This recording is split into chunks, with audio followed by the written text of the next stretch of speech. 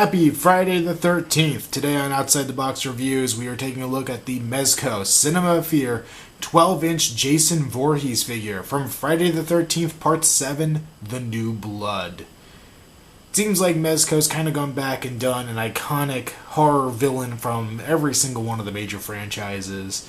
They have this Jason, they have a Part 3 Freddy, they have a Part 1 Leatherface, and a Halloween 2 Michael Myers. One of these things is not quite as iconic as the other. I think they also did a remake, Jason, but still. This was pretty cool when I got it, because back when this was being made, Mezco was making what I would consider the better horror figures. The NECA stuff was very statuesque, and Mezco had the Nightmare and Friday the 13th licenses and all that good stuff. So they had kind of the newer, better figures out there, and this was the only way they made a Part 7 Jason. And Part 7 is my absolute favorite look of Jason. I already reviewed the NECA figure, and that figure is a little disappointing. But my favorite look for my favorite horror character, it's nice to have a somewhat better figure, even if it's not in the scale that I tend to collect. Before we go into this too much, I got this guy on clearance at a Spencer's years ago.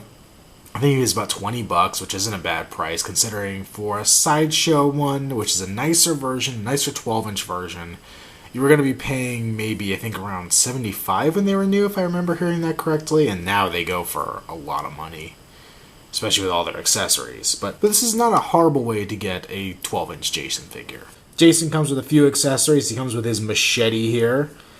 It feels really brittle, the blade on it. You can bend it a little bit, so it's not that bad, but you just flick it the wrong way and it just sounds like it's about to shatter. It's okay looking. The handle's pretty nice as the rivets in it and the curve to it. And I mean, the blade isn't bad, but it looks like it was just dipped in red paint. I mean, it could be a stab, but it looks really unnatural. And not my favorite. And the shape of it isn't all that realistic either. It's overall just okay. He has an axe, and I do like this axe. It has a really good handle to it, wood looking, nice silvery blade with blood at the end of it. This looks a little more natural. I tend to pose him with this. It's probably my favorite of his accessories. And he also comes with a little scythe, a hand scythe. Once again, it's decent. It has a good little handle here, a silvery blade with blood going around the whole inside, which is a little crazy looking. The shape of it I'm not too big of a fan of. I think it's a little oversized as well, so probably my least favorite of the three. Jason also comes with two different versions of his iconic hockey mask. He has the primary one here. Has a hard plastic strap, which always kind of worries me. All the Mezco figures had ones like that. But it has some nice detail. You got a rivet back here in the buckles. Turn around. It's got all the rivets up connecting to the mask.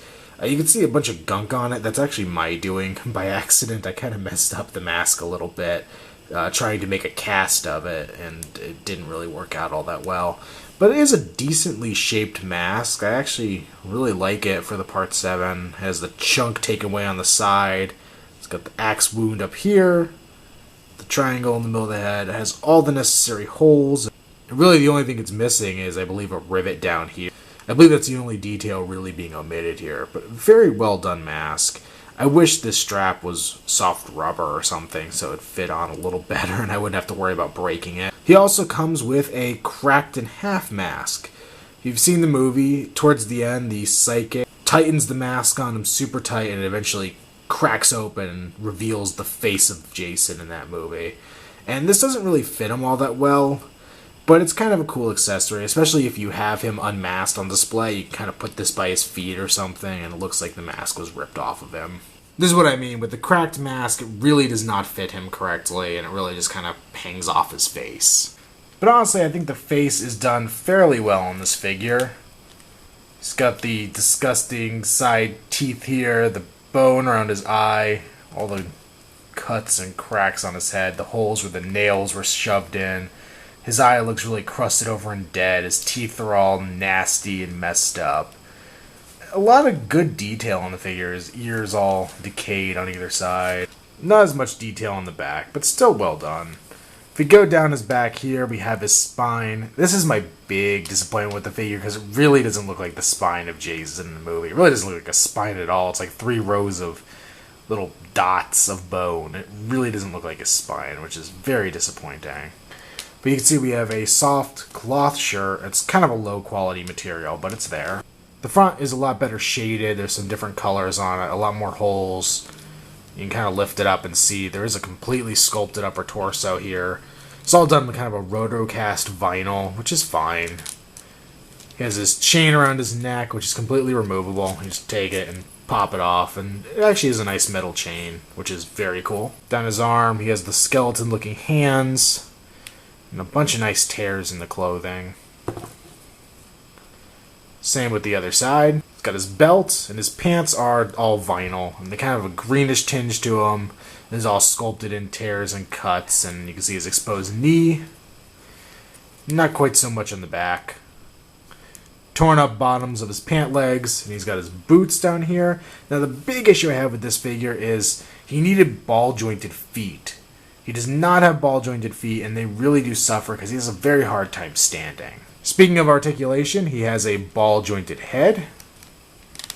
He has a ball-jointed shoulder, but is very limited in its articulation. You can swivel at the elbow. That's all you can do. Rotate the wrist. He has a ball-jointed mid-torso, which gives him a good range of motion. You can also swivel at the waist. And he has a cut joint at the ankle. Just to show off a little more detail, here he is without the shirt, and he is fully sculpted. He looks really cool without it. You can even see the shoulder blades back here. I just wish the spine was better done.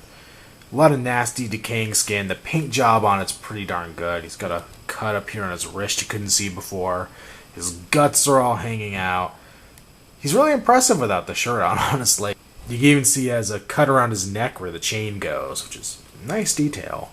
Especially for Mezco, where things tend to be a little more cartoony. Overall, I'd say this Jason figure is pretty darn cool, especially for the price. I don't know what it really went for originally. Like I said, I got mine for like 20 bucks on clearance. But he never went for the same prices that the sideshow kind of Jasons went for. The ones that have more articulation and were more detailed and all that stuff.